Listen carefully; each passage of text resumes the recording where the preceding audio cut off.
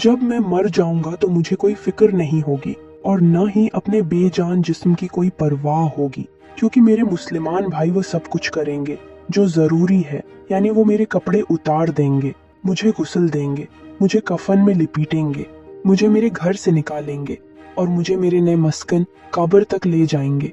बहुत से लोग मेरी नमाज जनाजा में शरीक होंगे, बल्कि कई लोग अपनी मसरूफियात और मुलाकातें मनसूख कर देंगे सिर्फ मेरी तदफीन के लिए। ये वो लोग होंगे जिनमें से शायद बहुत कम ने कभी मेरी नसीहतों पर ध्यान दिया हो। फिर मेरी चीजें खत्म कर दी जाएंगी, मेरी चाबियां, मेरी किताबें, मेरा बैग, मेरे जूते, मेरे कपड़े। और अगर मेरे अहली खाना नेक होंगे तो वो उन चीजों को सदका कर देंगे ताकि वो मुझे फायदा दे सकें। यकीन रखो कि दुनिया मुझ पर नहीं रोएगी, दुनिया का निजाम नहीं रुकेगा। माइशत चलती रहेगी और मेरी जगह किसी और को नौकरी मिल जाएगी। मेरा माल वरसा को मुंतकिल हो जाएगा, जबकि इन सब चीजों का हिसाब मुझसे लिया जाएगा। जब मैं मर जाऊंगा तो लोग कहेंगे जनाजा कहाँ है और मेरा नाम नहीं पुकारेंगे। जब वो मेरी नमाज़े जनाजा पढ़ेंगे तो कहेंगे जनाजा लाऊं, थोड़े का भी, ज्यादा का भी, जर्रा जर्रा का भी। और मौत के वक्त सबसे पहले जो चीज मुझसे छीन ली जाएगी वो मेरा नाम होगा और मेरा नाम नहीं पुकारेंगे। जब वो मुझे दफन करेंगे तो कहेंगे मेरे को करीब करो और मेरा नाम नहीं पुकारेंगे। लिहाजा मुझे मेरे नसब, मेरी कौमियत, मेरे उहदे और मेरी शोहरत पर कोई गुरूर नहीं होना चाहिए। ये दुनिया कितनी हकीर है और वो हकीकत कितनी अजीम है जिसकी तरफ हम बढ़ रहे हैं। लिहाजा ऐ जिंदा इंसान, जान लो कि तुम पर मुमकिन तरह का गम किया जाएगा। वो लोग जो तुम्हें सरसरी जानते हैं कहेंगे बेचारा।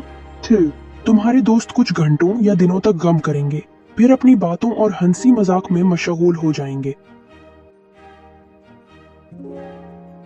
गहरा गम तुम्हारे घर वालों को होगा जो 1 हफ्ता, 2 हफ्ते, 1 माह, 2 माह या 1 साल तक फिर वो तुम्हें यादों के गोशे में डाल देंगे और यही हकीकी जिंदगी की शुरुआत होगी। तुम्हारी कहानी दुनिया वालों के लिए खत्म हो जाएगी और तुम्हारी असल कहानी शुरू हो जाएगी।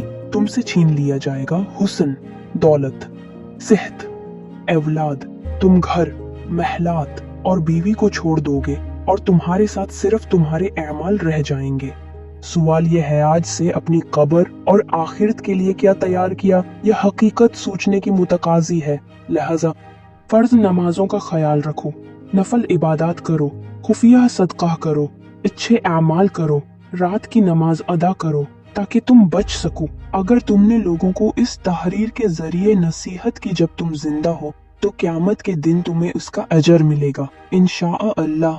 वज़क्किर फ़इन्न ज़िक्र तनफ़उल मुमिनीन, सूरह ज़रीत 55। और नसीहत करते रहो क्योंकि नसीहत मोमिनों को फायदा देती है।